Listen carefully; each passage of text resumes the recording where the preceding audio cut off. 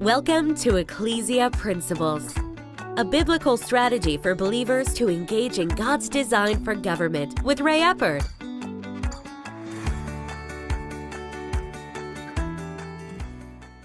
Hello, glad you could join us again today. This is Ecclesia Principles, and it's a study of what God says about government, or you could even say applying God's word to government. And we've looked at a number of what I call Ecclesia principles. Ecclesia, just to give a little bit of background, I haven't talked about this for a little bit. The word ecclesia is Matthew chapter 16. Jesus said, "On this rock I will build my ecclesia." The bottom line is, if you'll study that word really has nothing to do with what we have been taught it has to do with. The only usage of the term ecclesia in the time of Jesus is that it identified the legislative body of the Greek city-states. Now, the Romans had kind of adopted it, and they called theirs a Sanhedrin.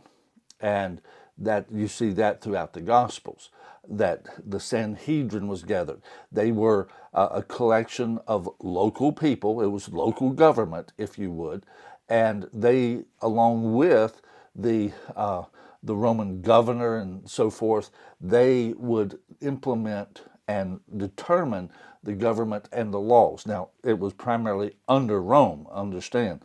It was not a democracy in that sense, but the structure was taken off of the Greek ecclesia. And so Jesus, when he was talking about, "I will build my ecclesia," the way I like to talk about it is that Jesus was saying, I'm going to have a group of people that will affect their culture. Because that's what a legislative body does. It determines the culture of the land that they are serving. And so we should be culture builders. We should be building a culture that, to what degree we can get it to be, is God honoring. Now, with that, the current principle that we are looking at is understanding justice and equality on a societal scale.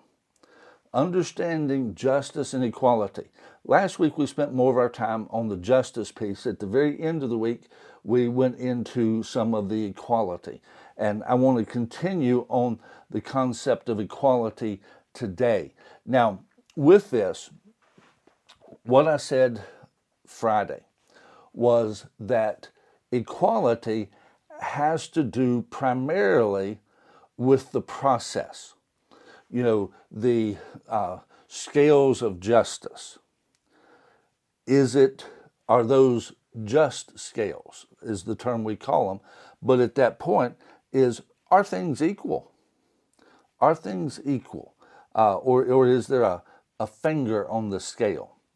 And that has to do with the process. Equality has to do with the process. But particularly when you look at equality on a societal scale, you begin to look at certain objectives.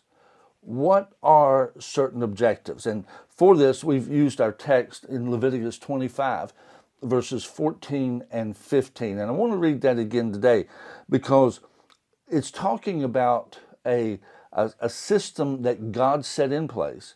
It's known as the year of Jubilee. And God set that in place, and I want to look at the objectives, and we're going to begin to see what his objective here. Let's go ahead and read it, and then I'll get into it. Verse 14, "And if you sell anything to your neighbor, or buy from your neighbor's hand, you shall not oppress one another." There's the key phrase. You shall not oppress one another. "According to the number of years after the Jubilee, you shall buy from your neighbor, and according to the number of years of crops, he shall sell to you." So in this process, what he's talking about here is if they're selling their land, primarily their land, their home, and that he says it will have to be according to the number of years after the Jubilee. How many crops until the next Jubilee. That kind of determines the price. Now, with this, he said that the main objective for this practice was, you shall not oppress one another. You see, there is a dynamic, and the most scriptural economic practice is capitalism. Now, the phrase I would use is not pure capitalism, but it is based in capitalism. Capitalism with some boundaries. That's what God established in the nation of Israel. He established that capitalistic system, but he put some boundaries on it. And with that, the boundaries had a couple objectives. Those boundaries ultimately were designed for the overarching concept of eliminating oppression. Now, with this, primarily that would be the oppression of the poor, and I will use this term, unfortunate, because there are times that things happen to people beyond their control. They have nothing to do with it. It just goes wrong. And at that point, the Jubilee would actually kind of reset them into a position that they could continue to move forward. Now, with this, the boundaries, let's talk about some of the things that the Jubilee did, because that will begin to identify to us what types of boundaries God was establishing. And then we'll look at, well, what did that provide? How did that help the situation? Obviously, as we've just read, he was dealing specifically with the land. That if someone got into financial difficulty, let's say that, lightning struck their field, all their crops burned down, they don't have anything, they're out of money, what livestock they have, they are now not going to have a crop to feed them, and let's say they have spent their money feeding them, but they realize they're not going to make it to the next crop. They're not going to make it. A natural disaster has created a problem. And actually, in all reality, Malachi chapter 3, where it talks about the tithe, is actually set up for those types of situations, where he says, bring the tithe into the storehouse. 2 out of every 7 years, they had what I call a poor tithe. In other words, it was designed that the tithe that year went into the storehouse in their area.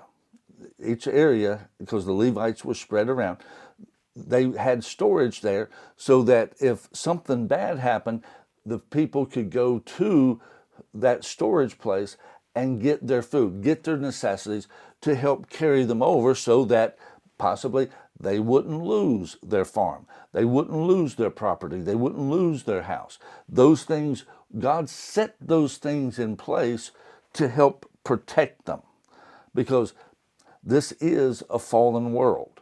It's a fallen world. And so God was establishing, if you would, a boundary to keep it from going so far down. Now, another thing that was done at the Jubilee was that any debts were canceled. Debts were canceled. If you just borrowed some money from someone, then that debt at the year of Jubilee, it is gone. It is eliminated. Now, at that point, there would be some people would say, well, that's not fair. Well, see, to me, this is the easiest one to illustrate how God was saying he doesn't want people oppressed, and he did this way. You see, in a situation like that, when you have I'll do it here, a borrower, and so not necessarily that it's always this way, but the borrower is in need of money. And let's say it's not money for a new money-making venture. It is because of a difficulty they've got into. They need to cover some expenses. and so they have to borrow some money. This person over here has a surplus. They're able to loan to that person. Now, here's the thing.